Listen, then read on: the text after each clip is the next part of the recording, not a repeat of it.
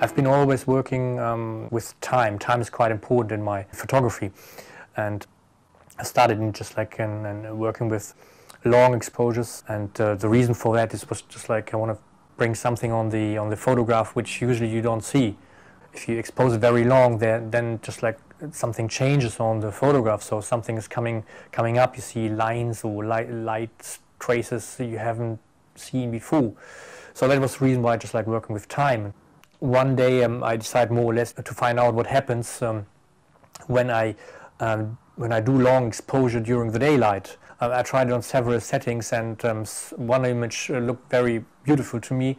I was taking the picture in front of the light, and it was a bright daylight, and the exposure time was not too long or too short. So it was a quite a learning process, and having seen that image and say, okay, now I have to experiment with this kind of way of working, and in order to find the point of no return, and to see what happens when I'm taking pictures during different light situations or in different settings. So that was more or less a kind of constant trial and error in the beginning.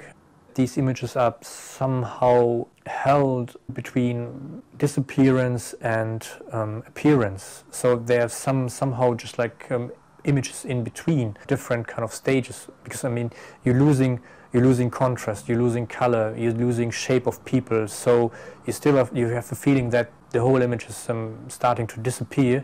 But on the other hand, it's still there. And coming back to the technique I've used, firstly I deconstruct more or less the image by using this kind of overexposure, but then at the end of the day I reconstruct the image by using the scanner or this kind of digital technology. So it is always a kind of play between these two poles, between appearance and disappearance, and I think that brings a kind of certain tension into the image.